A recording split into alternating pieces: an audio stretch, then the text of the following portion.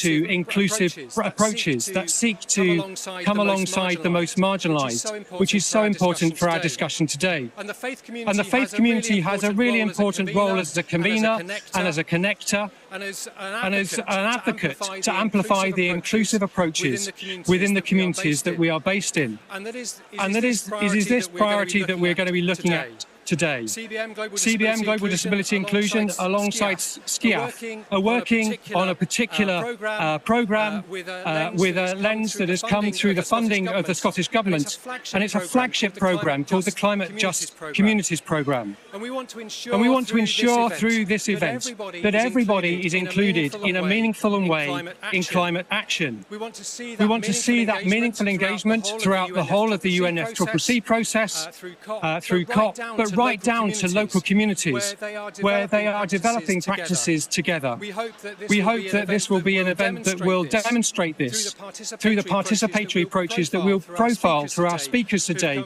who have come from Malawi and from Rwanda and also from Zambia. We want to see everybody, people with disabilities, women and girls, people with other protected characteristics, empowered in their climate action. We want to reflect together on the legacy that we can have if we put into place inclusive measures. And we want to break down some of the barriers and the structures that perpetuate marginalisation, discrimination, and we want to also relate this to the current issues here at the UNFCCC. Now, one of the things that the disability movement is calling for here at this COP29 is for a particular constituency, so that people with disabilities are heard and they are ensuring themselves that they are included in practices, but also policies, and also within the climate finance that is being discussed here at COP29.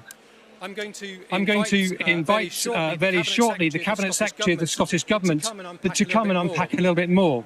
And we want to recognise that the Climate Just Communities programme would not have been possible without the support of the Scottish Government. They have championed climate justice since before this particular issue was thought about in terms of inclusion. They have been brilliant at recognising and demonstrating international leadership in this. We also want to ensure that marginalised people across the world are thought of first when it comes to climate change. We want to counteract the issues that cause the barriers. We want to place an emphasis on building local resilience. We want to challenge the inequalities that are affecting marginalised groups. This means that we need to have participatory, transformative and sustainable policies that engage everybody. SCIAF, along with others in the CJC consortium, are committed to passing on the mic to our global South communities and partners. We want to ensure that climate-just interventions focus on the community voice and needs. They prioritise marginalised communities, and they have participatory and culturally sensitive approaches. We want the most vulnerable to be able to access these programmes. We're delighted at CBM to be working with local partners such as the National Union of Disability Organisations in Rwanda, NUDOR, to implement the programme from a disability perspective. We're going to hear more from those implementing partners, and we have seen some great successes, and those will be spoken about by our speakers. So just to give you a bit of an idea of where we're going to head now, I'm going to shortly introduce Gillian Martin, the Cabinet Secretary for Net Zero and Energy from the Scottish Government.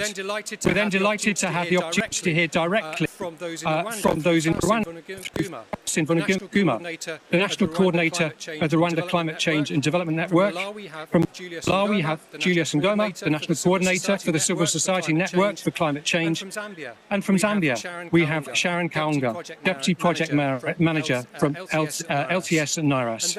And their contributions will be interspersed with some short videos of those participating. But now, it's my pleasure to introduce Gillian Martin. We're so grateful grateful that she has come here. Ms Martin was elected as a member of the Scottish Parliament to represent Aberdeenshire East in 2016, and she was appointed as Minister for Energy and Environment in March 2023, and the Minister for Energy, Just Transition and Fair Work in February 2024. In May 2024, she was appointed as Minister for Climate Action and is currently the acting Cabinet Secretary for Net Zero and Energy during the duration of Mary McCallan's maternity leave.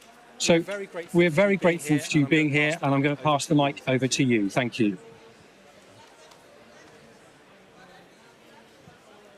Thank you so much, Mark, for the introduction. I'm so pleased to be here representing the Scottish Government. But I'm even more pleased that it's given me an opportunity to actually meet many of our partners in the climate justice programme, including some people directly from communities that are able to join us today. I want to also thank SCIAF and CBM UK for the chance to provide some introductory remarks before we get to the panel and hear what's actually happening on the ground. But I'd like to begin by outlining the Scottish Government's approach to climate justice, how we can ensure that climate justice is inclusive for all, and why the Scottish Government's flagship Climate Just Communities programme is the true embodiment of that inclusive approach. The need for climate justice has never been more urgent, and I don't think I need to explain why to anyone in this podium.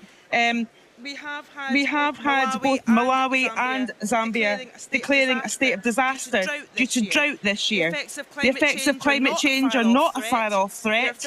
They are felt by communities right now, and they have been for some time. Climate justice means recognising that those who have done and continue to do the least to contribute to climate change feel the impacts of climate change first and most severely. The statistics don't lie. 5% of global emissions come from the global south. So that must mean that 95% of global emissions come from the global north. So we have a responsibility to help our brothers and sisters in the global south react, respond and build back from the climate change impacts that they feel regularly. The Scottish Government's approach to climate justice was underpinned by three pillars, and I'll go through each one of them individually. We want distributive justice, procedural justice, and transformative justice. And I'll explain what they mean in turn. Distributive justice means that there is equal access to and there is a sharing of the resources and benefits of climate justice. Procedural justice means that the decision-making is done in a transparent, fair and equitable manner. And transformative justice means that there's structural inequalities are being tackled, and that climate justice issues are mainstreamed, and that action delivers long-term solutions that are community-led. We never want to be the type of government that has a top-down approach. Communities know what they need. And we shouldn't be questioning any of that. They tell us, and we respond in supporting them.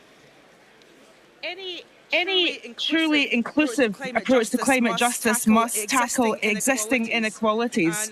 And I want to echo what Mark has said in that regard, that those recognising inequalities impact assessment and everything you're doing has to be done from the start. It should never be an afterthought. Both between global north and global south, but also within communities impacted by the climate crisis, whether it's along the lines of wealth disparity, gender, age, disability, or any other marginalised status.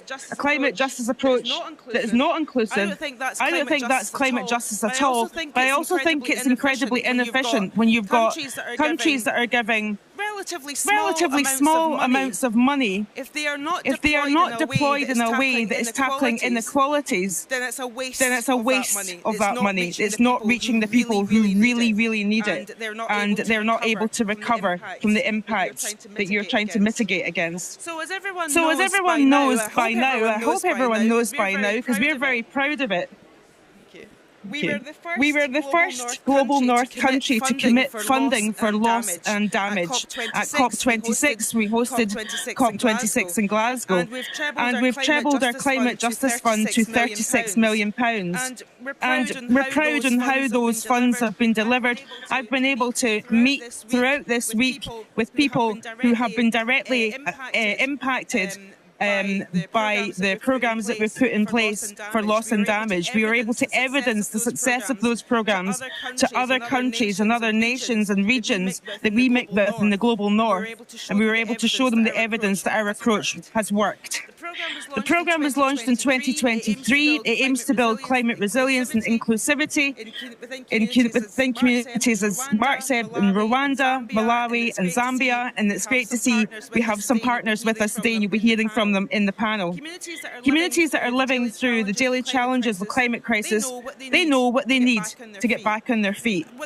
Whether that involves drilling boreholes to increase water access to areas that are frequently impacted by drought and other climate shocks, or training farmers in climate-resilient agriculture, or establishing and supporting village savings and loans group to help with economic independence of communities.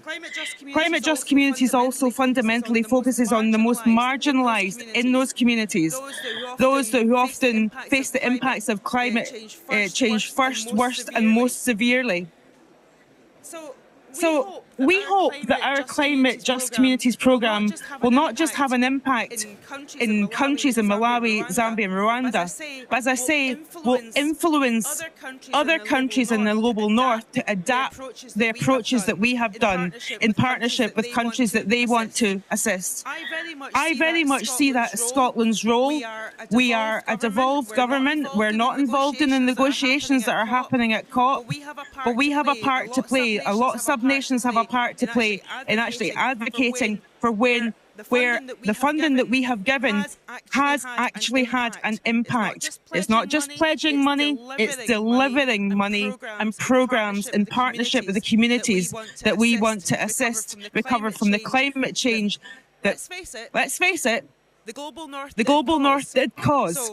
So I think I will, in the words of Mark, pass the mic to those that can tell us a little bit more about how those programmes are really making an impact. And I thank you for the opportunity to speak to you today. Thank you.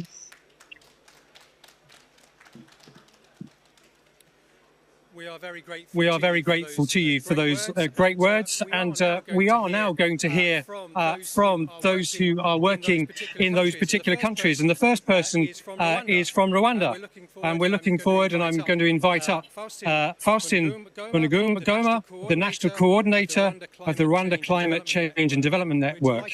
We're delighted to have you here, and we look forward to hearing what you have to say. So thank you very much. Thank you.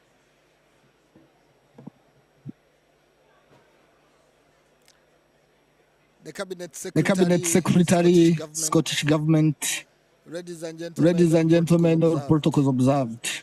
It is with sincere gratitude that we acknowledge the Scottish Government's vital contribution to climate justice. In these challenging times, when the impacts of climate change are disproportionately affecting the world's most vulnerable communities, Scotland's leadership and commitment to fairness and solidarity shine through.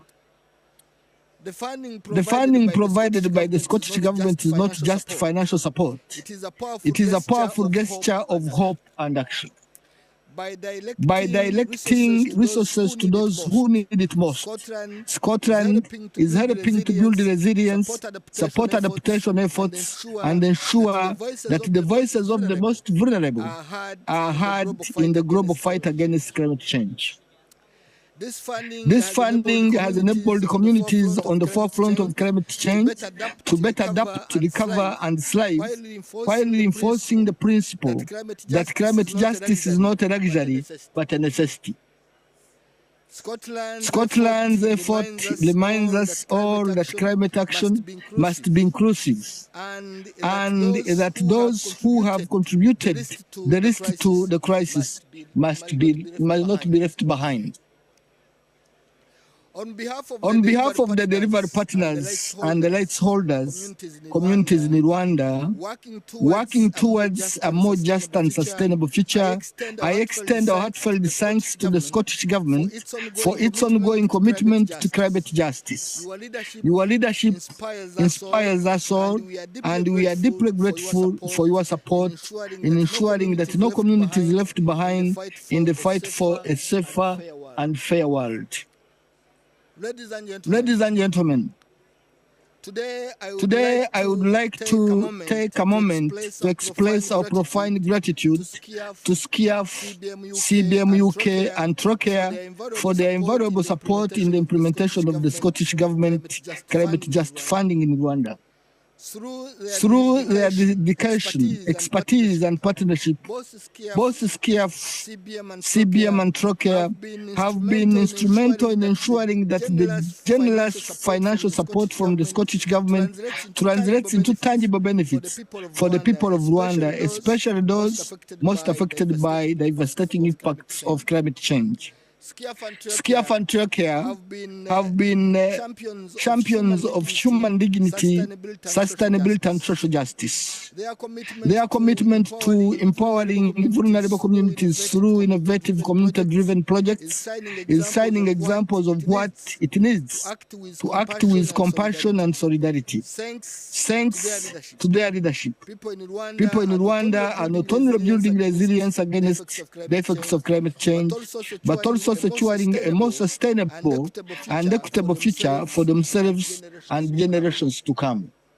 This collaboration reflects the best of what can be achieved when local knowledge, international support, and shared commitment to justice come together. SCIAF and SCIAF are not just implementing partners, they are co-creators of real, lasting change. We also extend our deepest appreciation again to the Scottish Government, whose funding has made this all possible, and to the Rwandan communities who continue to inspire us with their courage and resilience. Together, we are building a future where climate justice is at the heart of sustainable development and no community is left behind. I would wish at this moment to provide some bit of achievements that this project has brought to our country. During the period that we've been working, we have at least been able to build the capacities of 21,000 Rwandese within the communities of 3 districts that have been selected where the project is being implemented, to ensure that they understand climate change and are able to fight something that they really understand, so that mechanisms and resilience can easily be built. We have been able to restore land of around 633 hectares using progressive terraces and radical terraces at the same time, and around 3,720 local community members have been able to get employment out of that.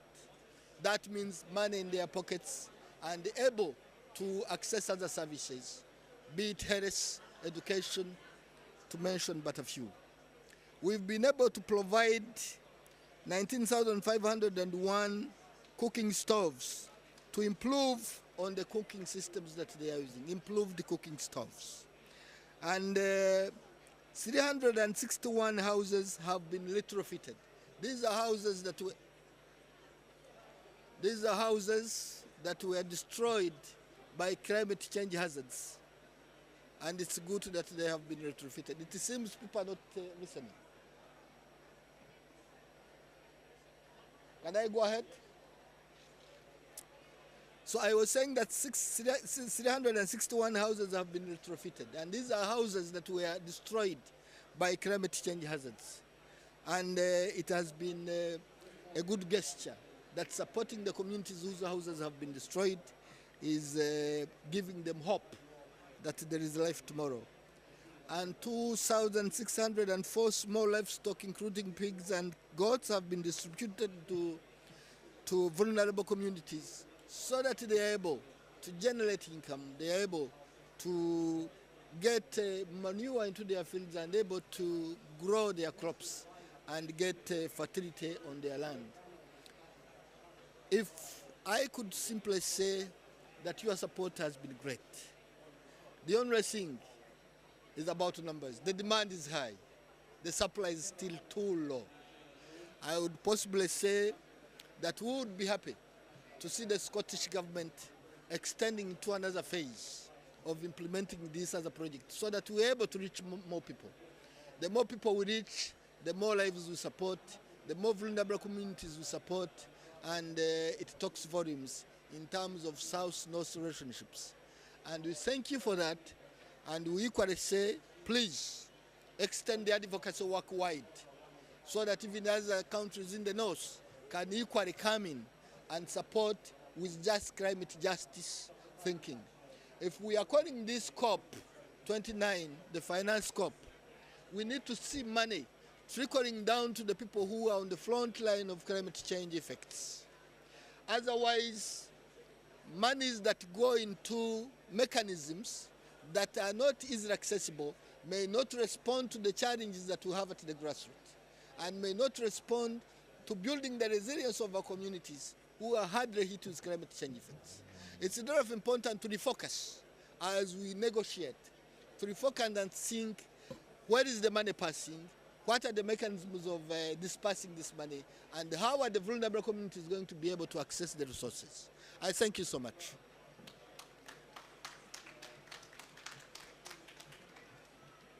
Thank you so much, Faustin. I'm going to take these off now. I am grateful to you for all those words, and we are now hopefully going to show a video on the screen. The sign language interpreters will still remain there, but we've got a short 1-minute video that we are going to show to you of the launch. And so long as I can see the people at the back and get there, can we show a video number 1. And then the sign language interpreters will return to us once we've seen the video.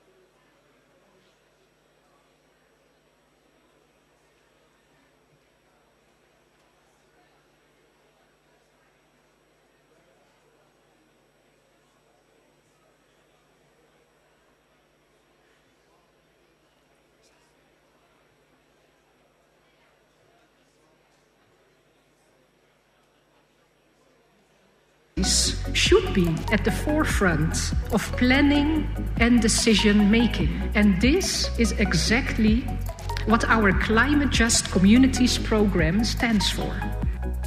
The government of Rwanda is really committed to partner with the civil society organizations, local and international, to implement our climate agenda. And such a program is a proof that working together we can achieve the impact that we desire for our communities. This event has really showcased and embodied the ethos of the program. And that ethos is intention and heart. So we have the intention from 2 nations, Rwanda and Scotland. And their intention was always to tackle climate justice. That means not only tackling the impacts of climate change on the ground, but the inequalities that it exacerbates. And doing through that a community-led approach, so trusting that the community know their priorities, their needs best. Wonderful, thank you. Wonderful, thank you ever so much. And it's great to have seen that particular opening ceremony in Rwanda. And thank you, Faustin, for hosting that. And we're grateful to everybody who was involved in that too. Hopefully the sign language interpreters will now return to our screen. And I am going to invite someone from Malawi to come and speak to us now.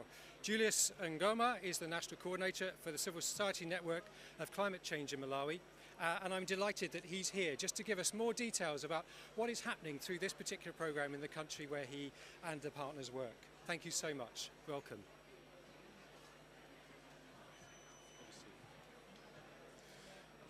Yeah, thank you. Can you hear me? All right, thank you. So,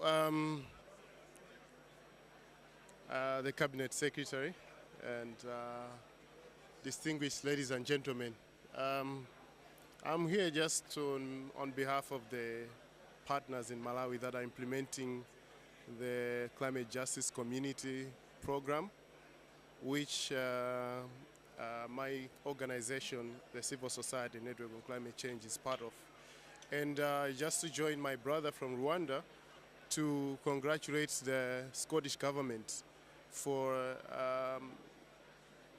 being with us, I think, for a number of years now, particularly working with the civil society and the different groups to be able to deliver real impact on the ground and what we call real justice that we feel should be delivered to the communities.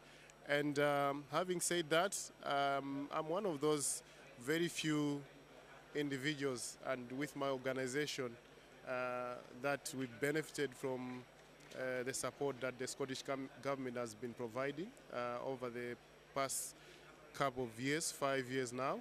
And we're happy that we're also part of the CJC program in Malawi, which is being championed by DAI and with a number of partners that are actually implementing different programs. And without much ado, I just wanted to say a few words about how we feel this partnership has actually advanced the work of social justice, but also inclusion within Malawi. Something that maybe other countries can also even borrow. This is, through the program, we've been able to also demonstrate that it's very possible for us to actually work and implement programs and interventions that are community-driven and community actually championed initiatives. So within the Climate Justice Committee's program, we're able to do what we call the PVAs. These are participatory vulnerability assessments.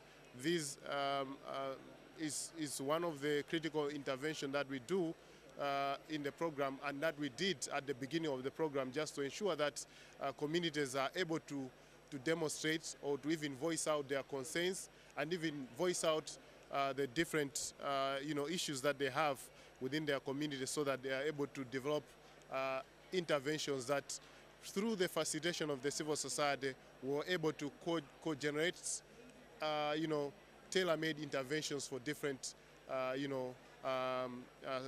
problems that were issued out by the communities themselves. But this was not only a collaboration between the civil society and the communities. After we heard them from the PVCA process, the government and other critical stakeholders were also involved to co-generate activities and interventions that can actually make a difference in the different districts that we're working in. By the way, we were also able to go through the vulnerability profile for the country together as partners with the leadership of DAI Global to be able to understand which of the districts or regions in Malawi are much more vulnerable to the impacts of climate change. Also borrowing from the, learning from the initiatives that have been ongoing already, which were supported by the Scottish government through another program we're calling the Climate CCPM, the Climate Challenge Program Malawi. And that also demonstrated a kind of approach that we needed continuity on the ground, that actually also communities appreciated because some of the problems that we have been facing that are climate related have been actually being compounded each and every year because since 2019 we've been able we have been been affected or we have been impacted by several cyclones, and not only cyclones, but we've also been facing other challenges like droughts and also El Nino kind of related impacts. So all these meant that communities were going through cycles of challenges that are climate related, and with that we needed to be able to identify which of the districts, which of the communities are most vulnerable, so that we are able to co-generate interventions that can be able to provide tangible solutions to the communities. And as the Cabinet Secretary actually already highlighted, we've been always working around the 3 pillars of climate justice to be able to ensure that the interventions that were delivered, that are going to be delivered, are actually really demonstrating the impact that we want to make around the climate justice pillars. And for your information, most of the interventions that were co-generated or developed by the communities and were being championed by the consortium itself revolves around the disaster risk management related interventions.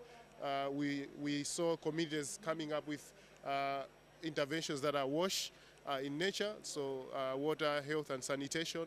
We had programs that are, interventions that are also dealing with the issue of climate justice in general. We're dealing with the issue of policy and policy advocacy, so that whatever impact is being made on the at the community level should actually transform.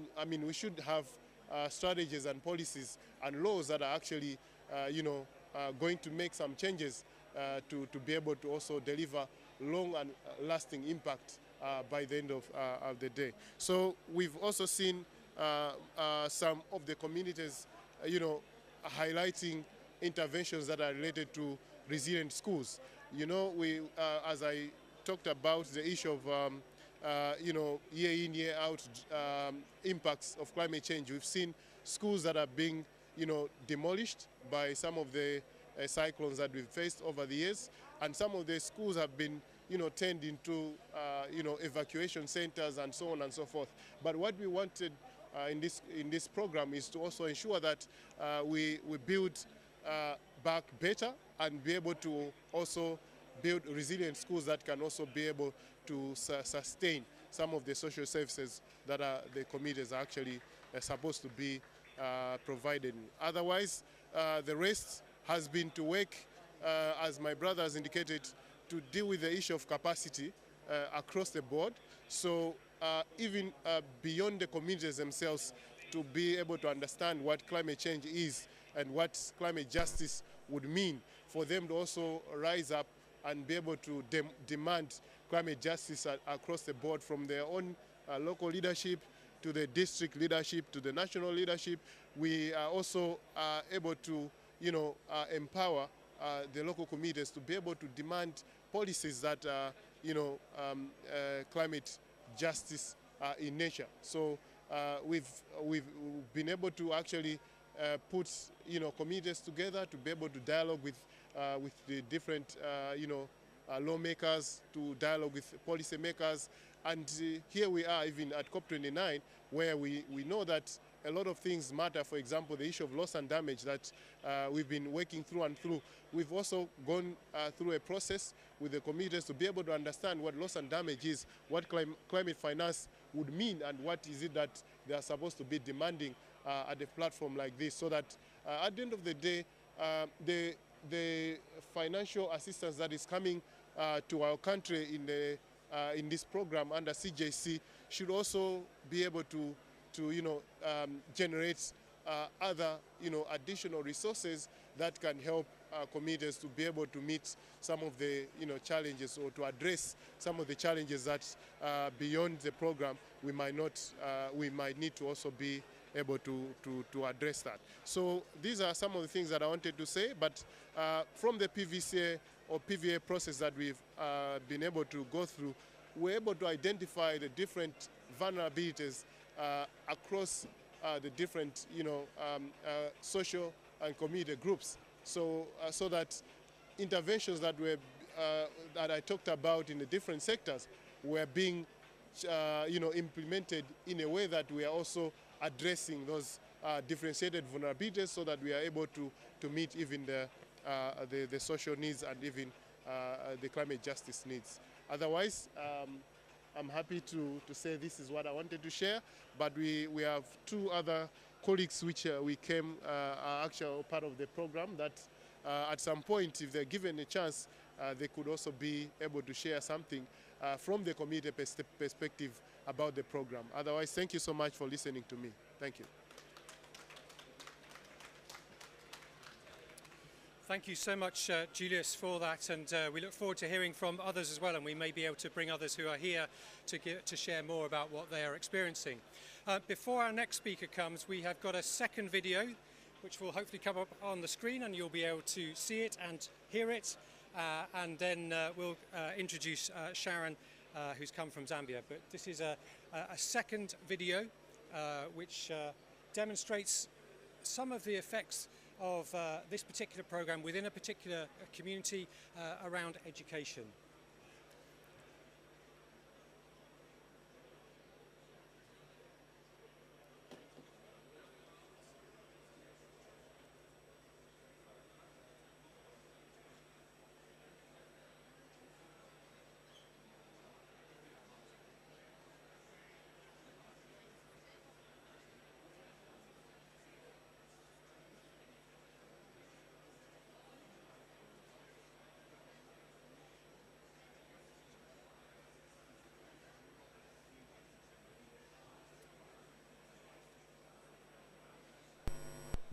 When you have to acquire that education under difficult circumstances. This is a story of a school in a village called CBM in the southern province of Zambia, where the CGC project is being implemented. For the very long time, people of CBM village have known this makeshift as the school. Sometimes the young people have had to learn while seated under the tree outside. And because they have to walk long distances to acquire this education, it hasn't been an easy thing. What happens when people are empowered and given the skills and knowledge to speak for themselves? This is how the story changed in this area. Listen to how Neto Jr., together with his friends, helped change the face of this community by bringing a proper school infrastructure that will help to uplift the community and also offer quality education. Mazinangu ndime Neto Jr. Sianyoga, alimwe ndiri CMC secretary, alimwe ndiri wababo bagaya advocacy okuno kuchiyabi wadi. Mkujatigizia lwiyo lwa advocacy ndutwagaya lwagatugwasirizya na lwagandigwasirizya kanto omwale enzuma na community winda mukuziba bwa kuchita robi izintu na mapenzi kuba mwa kuchita ronji okutola mapenzi kuti atugwasirizibwe kuti tuchikonze kuseka otusikide ino a community level yesu mulikoko wakachikonzya kuyinka kukanso kuyolomba inganda ya mwiri itwa kuti staff house yomwe eyo ilali mu level ino so kamba advocacy njo twakaiya wakaziba moto ende kuyinka achitwezile kuchita chini chitwa yinka bobo ya kulomba akutola penzi lizo tuchisi kuli community nzeri yakoko ichikolo chesu kusule oku chali chisipenzi party ndikujatikizya abana bali kwenda distance ilamfuikwa na 80 kilometers kuyinka kukali chikolo kuyoye kwitwa kuti kuchiyabi center ona winda mulwiyolo akuberekera anthu omwe a community twakachikonzya kubika chikolo echi awa echo chagwasika kapati kubana kujatikizya abana bali kumita kambuka kubona kuti distance nindamfu kwakwenda kuyosika kuchikolo ona mbuti ora chiwe mulimo ona lino chino chindi bana banachikonzya iwiya. If these young people of this village can attend school against all odds, sitting under a tree, learning in unfinished structure, can you imagine how this classroom that is being built will empower them when it is fully operational, and how the quality of education they will attain? This is one of the many successful stories under the climate just communities Zambia that the nation is enjoying. Thank you.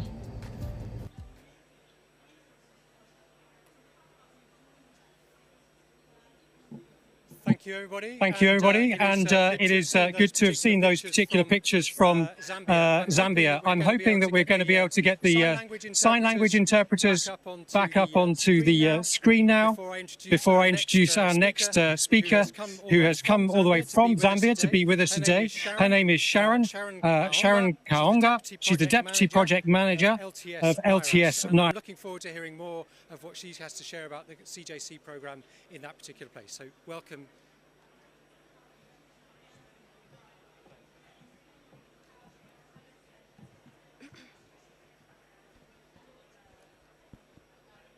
The Cabinet Secretary of the Scottish Government, ladies and gentlemen, I acknowledge the presence of everyone who is seated in this place, and I would like to say all protocol observed.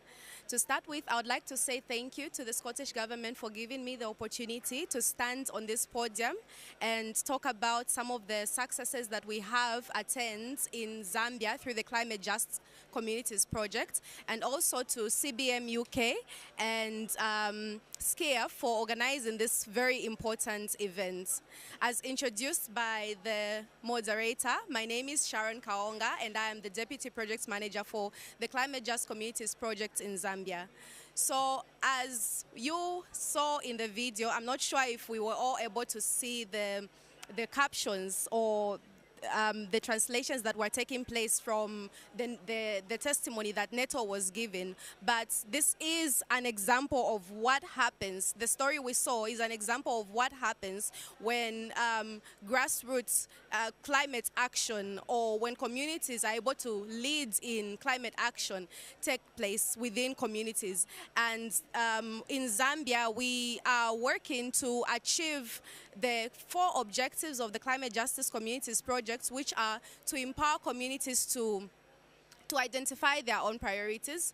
We are working to empower the most marginalized within those communities to take climate action. And we are also empowering communities to advocate for climate justice and also building sustainable change within those communities. So the other speakers had already highlighted to say, as a project, we are taking on a participatory approach. So unlike most projects that have happened in the past, at least the ones that I am aware of, we are not going there as implementing organizations to simply deliver solutions that we believe are best for the communities. But we are going to those communities and finding out from them what they regard as being the best approach to tackle the challenges they are facing as a result of climate change. So we were able to, right from the onset, engage the communities through what are known as community climate justice assessments and community climate justice planning to develop plans around what exactly the communities would intend to be implemented as interventions within their communities. And there were 7 key interventions that came out. So the first one is integrated agriculture. Then we also have economic development. We have water, sanitation and hygiene. We have disaster risk reduction and management, and then we have natural resource management, and then we have some cross-cutting interventions which include advocacy and gender equality, disability and social inclusion. So all these 7 interventions are being implemented in 4 districts which we are working in Zambia. And I must mention that these 4 districts are the most climate vulnerable districts, the ones that are prone to the worst effects of climate change in Zambia. I think it had already been highlighted to say as this year we faced a very severe drought to an extent where it was declared a national emergency. So you can imagine that the implementation of the Climate Just Communities Project in Zambia was quite timely, because the effects were felt very intensely by the communities that are found within these districts. Now, there's 21 wards altogether that we are reaching out to, and out of those 21 wards, we are reaching out to over 15,337 households. we do also acknowledge that within the communities that we're working in, there are those who are disproportionately affected by the effects of climate change. As much as the districts are affected as a whole, and as much as the communities are affected as a whole, there are those people within those communities who are affected much more than others. And we do recognize that some of these people includes the women, the youths, the people with disabilities. So as CJC Zambia, we have been very deliberate in ensuring that they are included right from the onset of planning the implementation of interventions to the actual implementation, and then also to the monitoring of the progress that the project is making to ensure that those implementations are being conducted. And with that approach, the participatory approach and the assurance of the inclusion of all groups, including the ones that were historically marginalized, we have been able to see progress which might lead to sustainable change. As you saw in the video, Neto was talking about how, by the way, Neto is a youth, and he is also part of the community management committee that was established in one of the wards in Sinazongwe district. And so him having undergone an advocacy training under the advocacy intervention, he took up the lessons that he learned and mobilized his fellow youths within his ward to approach duty bearers, including the council, the district commissioners, and find out what resources were available which could be utilized for the development of their community. And as a result of taking that action, the district commissioner has been able to commit those funds to the development of a school which did not have any structures previously. We saw in the background there were some foundations of a school that is being developed. So it's not just a school, but also a teacher's house, which will allow teachers to be sent to that ward to teach the children. And so you can imagine what impact that has on the quality of education that the children are going to have going forward. There are other successes which fall under the other interventions apart from advocacy, and I will highlight on a few of them.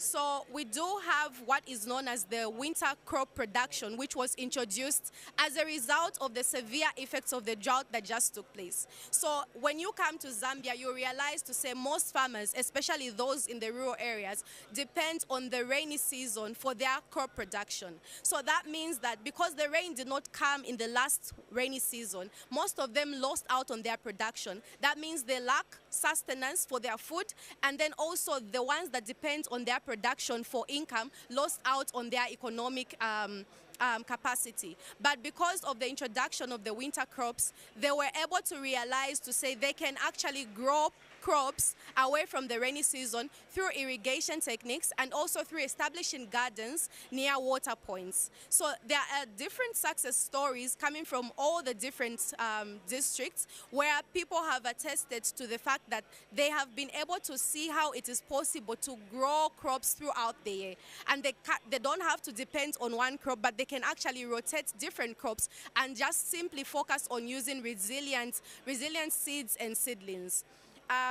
We also have the establishment of VIP latrines or ventilated improved pit latrines.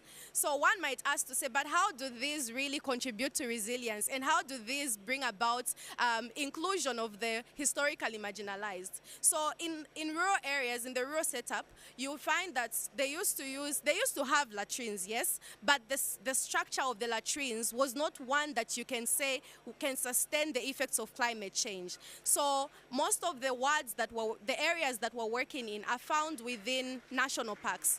And so they are prone to what is known as human-wildlife conflicts, animals and people coexisting. So if a structure is not well built, it's very easy for an elephant, for example, to come and trample upon it. And then when it floods, because such areas are prone to flooding as well, apart from droughts. So when it floods, you'd find that the water that mixes with the fecal matter in the old latrines that used to exist, I wish I could show some of the pictures of the before or the latrines that used to be used before. But then you would understand to say, because of that, there was a spread of diseases because of the mixture of the water from the floods, and also the fact that the unavailability of these latrines meant that some people would have to go into the nearby bushes and relieve themselves. So when the rains come and the fecal matter mixes with all the water, it sort of creates these diseases. And so to curb those diseases and to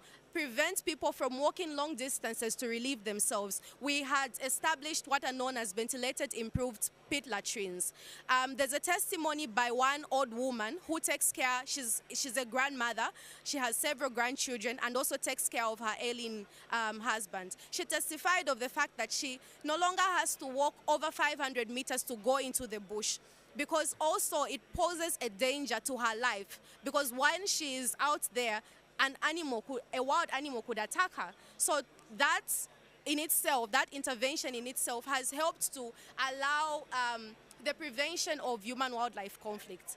And then similar to this example is the establishment of boreholes and wells, which have allowed people to have access to water close by without having to go to rivers where they were subjected to potential of being attacked by wild animals such as crocodiles and hippos. And this is very, very common in such areas. So we have been able to establish boreholes within their areas so that they can have access to the water, which is also very timely because considering the fact that there was a drought, and that water points have been, they've extended to further distances, people can now access water and use that water for their vegetable and crop production. And therefore, this particular intervention has been very useful to building also the intervention on agriculture and production and also economic development, because they can attain some income from what they produce and sell at the market. Lastly, may I mention that we were also able to bring about efficient cook stoves. Now, I'll highlight on this by giving one of the testimonies that came from Luangwa, where the efficient cook stoves were introduced. They testified to say they have known about efficient cook stoves in the past because other companies have come to them and shown and introduced them, maybe because they want to earn carbon credits and whatnot. But then the issue had always been that they didn't show them how to make them. But what CJC did is that it included the marginalized, people with disabilities, the women, the youths, to be able to participate in the development. And what was used are the locally found materials such as bricks to set up these efficient cook stoves. As a result, even after the project comes to an end, we know that these people will be able to build the cook stoves without having to expect another company to come through. Not only does it allow them to continue using the stoves, but it also creates a skill which can be passed on to other people and can be utilized to obtain money. Because if my neighbor or if a neighbor to someone who has learned how to build these stoves wants a cook stove to be established in their kitchen, they can simply call on you and they give you a bit of something. So these are some of the examples of the things that we have been able to do, which the communities are very excited about, and we have been able to see that even after we step away as the Climate Just Communities project, there are all these things that we have empowered the communities to do, which they would be able to implement further beyond the project's endpoint. Do I still have time? Okay, so may I take this opportunity to also highlight on some of the key challenges that we face, because I understand that there are multiple people that are watching from different fronts and maybe different development corporations that might want to pick up the lessons that we have, the lessons from the challenges that we have faced within these communities and how we have overcome them.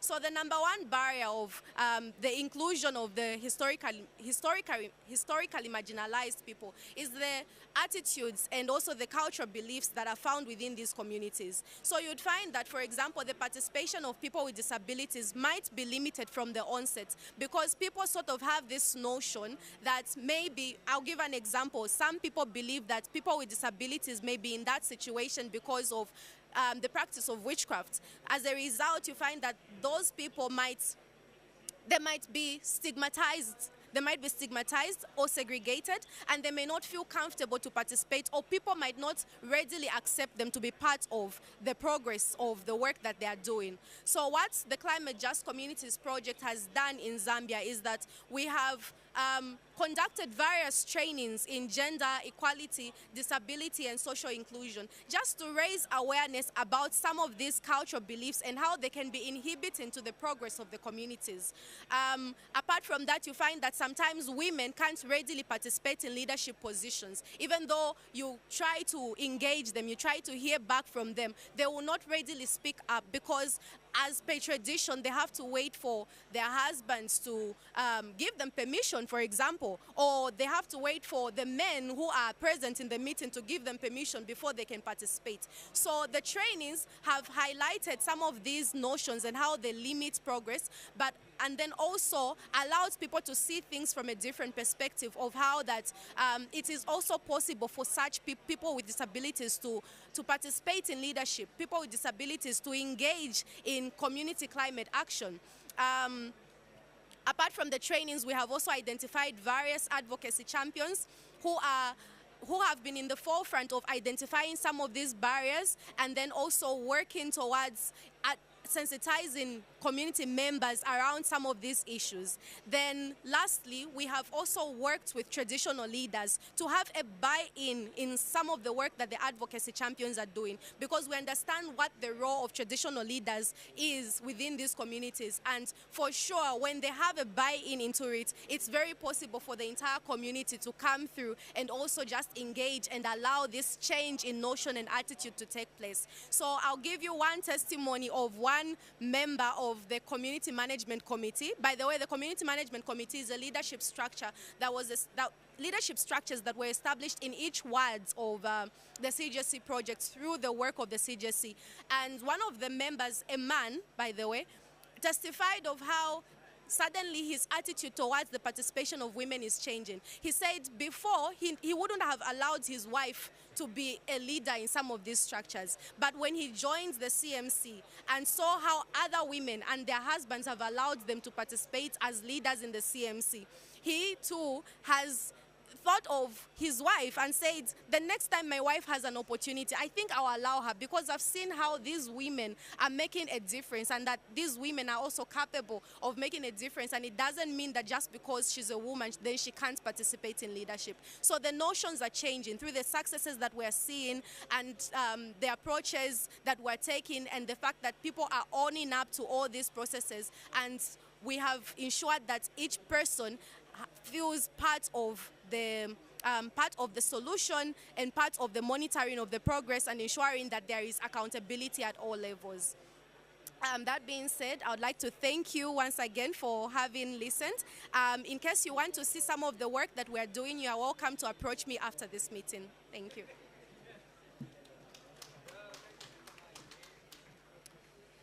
Sharon, that was fantastic, and thank you ever so much. I'm keeping these on because I would like to ask each of the speakers who were with us to come and sit here in the front, and if there are any questions that anybody has, we've got a short amount of time where we can ask questions. So if the three speakers could just come and sit on the chairs up here, and then if there are any questions that anybody has from what they've heard today, then we would love to take those.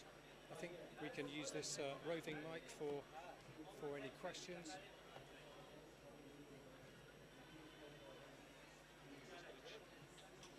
Can I just check with the back that this mic will work?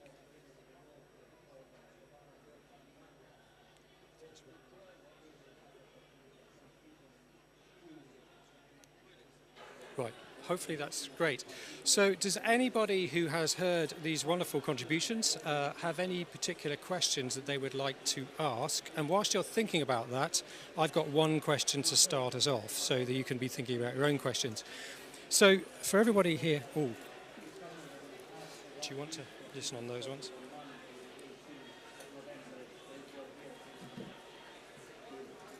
Is that working for you? Brilliant. Okay. So this is a question to all of you. The Climate Just Communities programme seeks to effectively implement climate justice interventions through the community voice and the needs of passing on the mic, as it were, or passing on everything, the voice to the local community in the Global South to amplify their own voice. How successful do you think that has been so far in the climate justice community programs you're involved in? And what are the things that need to be developed and improved on going forward? So how are you seeing those within the communities and their voices actually being heard? Can anybody want to take that particular question straight away?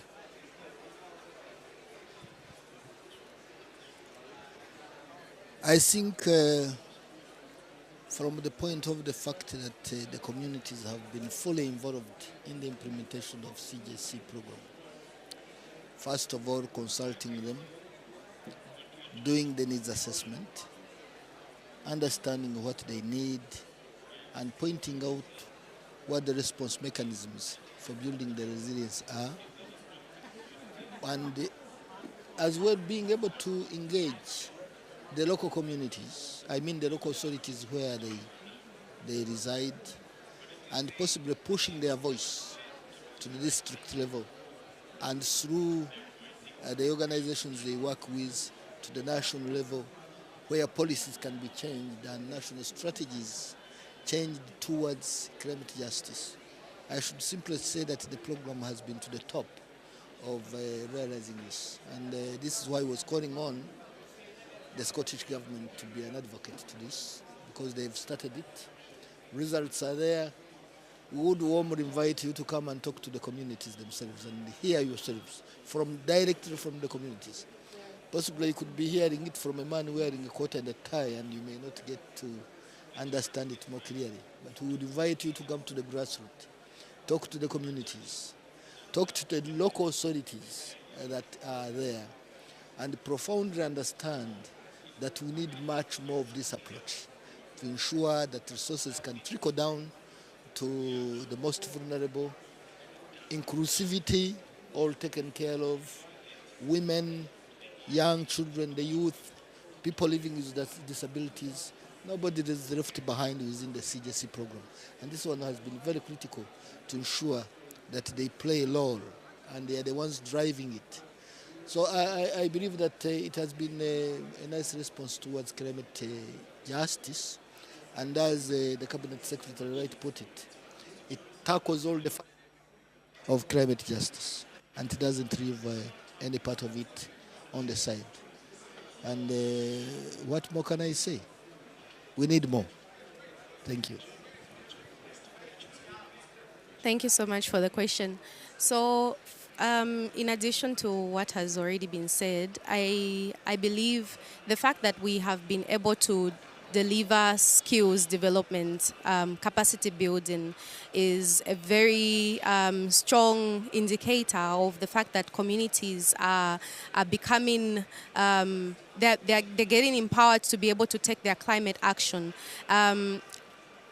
I know I've talked so much about the example of how, because that is, to me, it's a very big win it's a very big example of a very huge example of what has really happened and the evidence that we are really making an impact in the communities. You can imagine that for so many years, the communities did not know that they can actually approach the leaders within their community or within their wards or their district leaders to lobby for resources for the development of their wards. And by virtue of participating in an advocacy training that was conducted by the Climate Just Communities Project, they have been able to lobby for those funds. And it did not take long. It was within a month, within a couple of weeks, the development started to take place. Those resources were allocated to their wards. What would have happened if these people were not aware that they can actually do this? So we have been very deliberate about delivering training sessions, capacity building, because we understand that it all starts with the mindset. It all starts with the attitudes that people have, and sometimes attitudes take time. So with the right education and the right skill sets that we have been able to deliver to the people, we believe that even after we step away, because even right now, the work that is being done, it is not CJC that is doing them. It is not SCIAF, it is not NIRAS, it is not the Scottish Government that is doing the work. Our role in the community communities, through the community delivery partners that we're working with, is simply to facilitate what is going on and to empower them with the skills. So even when we talk about the engagement of various community members in community management committees, satellite management committees that have been formulated within those communities, we don't just leave them there, but we provide them with the right skills training in things like leadership, in things like assertiveness. And as a result, you'd find that a young man like Neto, who never thought that at any point he would approach a district commissioner and look at him face to face and say, can I see the book that shows the Ward Development Fund and what has been allocated to our ward? He was able to do that because he has been trained in what is known as assertiveness. And I believe that these leaders are also able to listen to them because they can see that these are people that know what they're talking about. So the skills that we're delivering, I believe, will go a very long way. Beyond what we can do as a project, we know that once we empower them with the right skills, they'll be able to continue the work even while we leave. Yeah, thanks. Yeah, thank you. What more can I say? Okay. But just to say, not to repeat what they said, but I would just say that the enormous response that we received through the program from the time that we facilitated participatory vulnerability assessment, I think is a clear indicator that I think the communities can do something. They have the power to design interventions, but I think it will just be us who are not going to be able to match, their aspirations, because they know what they want to, their communities needs to happen. They know what needs to happen in their communities so that they can address the various issues in the different thematic areas that we talked about. And what is going to be a challenge for us is to meet those expectations. Like, we need more resources. I think that's where, answering your question on what more needs to change, we need more resources to be able to meet the needs that they've already identified as a communities and their priorities that they have on the communities, and so that they are able to address the various issues that they are able to identify. I think this is what I can add. Thank you. Does anybody else in the audience here, and it's been great to have so many people who've joined us, have any questions to ask from what you've heard? I'm just going to come over. Do introduce yourself. Thank you. I am Azim from Union of Ethiopian Women and Children Associations. It's a women-focused consortium of 80 local CSOs. I would like to congratulate the implementers and the supporters, SCIAF and Trocker. I am happy to hear that you are implementing an integrated approach to empower the local community. I'm happy to hear that because my organization is also doing on the same case, and SCIAF and Trocker is our supporter. It was our supporter in Ethiopia. I would like to know how the government entities, the duty bearers, were supporting the initiatives. You see, because in our case, we partner with the government. As far as we are giving the community technical and financial support so as to engage in agricultural or livelihood initiative or activities, we ask the government to provide the beneficiaries land. For example, women, to create access to land. So how your initiative is supported by the government? Thank you. Thank you so much for that question. Are you able to pass the mic along? Thank you so much. I think when you saw the video from Rwanda, the Permanent Secretary in the Ministry of Environment and Climate Change was the one who officiated over the opening ceremony of the project. And in our discussions, they offered a focal person who is working with us at national level. But all the 3 districts where we're working, the district authorities are fully involved in each and every other activity. At national level as well, where services are provided at national level, for example, if we are going into testing of soils so that we can support farmers from the right knowledge of understanding how their soils are, the National Agriculture Board is involved and they come in and they take the tests. So we are fully working very well with the government. They are equally happy to see an approach that is quite different. You see, from time immemorial, we've seen NGOs coming and proposing proposals, designing activities, fully designed and implemented as they were designed because that's what they agreed with the donor. This time it's quite different. It's a program whose activities are not predetermined, but rather determined by the communities themselves. And this is an approach that the government really loves because they get involved within the design, within the entire design of the activities that are going to be implemented at the community level. And they are quite appreciative. Thank you so much. Thank you very much. So we, from the onset, we also acknowledged the importance of engaging government stakeholders because then we allow our projects to align with their policies and priorities and programs that they are working to achieve climate action. So at the national level, we have engaged various government stakeholders which are relevant to the project to sit in what we call an advisory steering committee. So we do have quarterly meetings where we engage these stakeholders and they do provide their insights in line with the plans and priorities that they have within their capacity, which drive or allow us to take the right direction even in our implementation.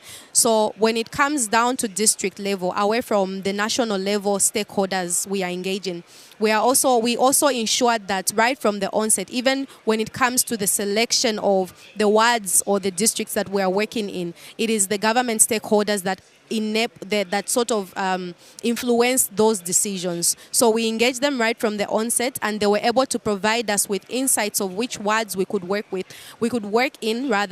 And then also, because of the fact that we had engaged them from the onset, they have been very supportive in all the interventions. I will give an example of the disaster risk reduction intervention where we have been working with the disaster management and mitigation unit, and we have been able to work in conjunction to establish what are known as community satellite committees, and these committees do not only comprise some of the members of key institutions within the communities, but also members of the government stakeholders, which is disaster management mitigation unit. So we have an officer that was assigned to ensure that the process of even the selection of the members and that the establishment of that committee is done, but also that they have a role in it and also are able to direct and lead on some of the work that is happening. And it's the same also for agriculture. There are various extension services that have been provided to ensure that we are working in conjunction not only with the communities themselves but also with the government stakeholders. So they have been very, very supportive. And actually they are happy that we are doing this work. So to them it's a plus. So engaging with us is quite something that has been very, very easy for them to do. Yeah, just to add, apart from in Malawi, apart from the what my brother indicated, the government being part of the launch, and also what my sisters indicated about the government being part of the steering committee, then the different thematic areas that were identified, each of those thematic areas, there is a lead government institution that actually supports throughout the different interventions, whether giving technical advice or being part of the implementation of certain activities.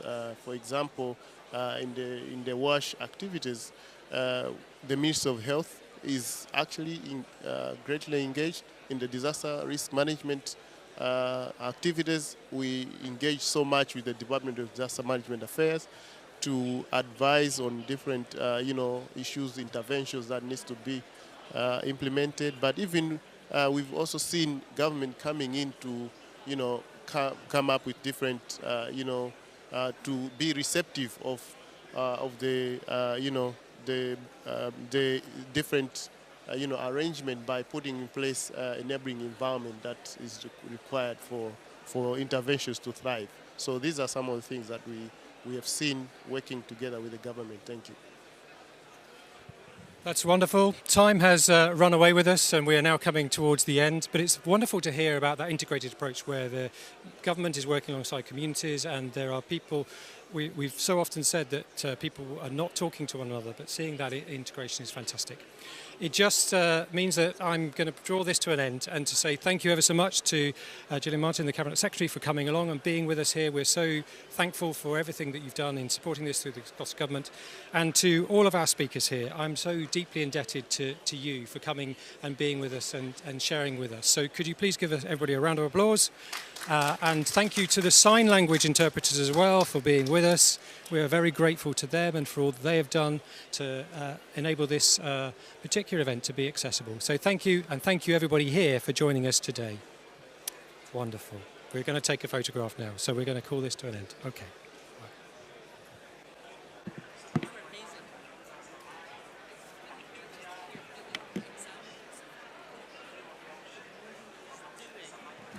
Thank you, sign language interpreters.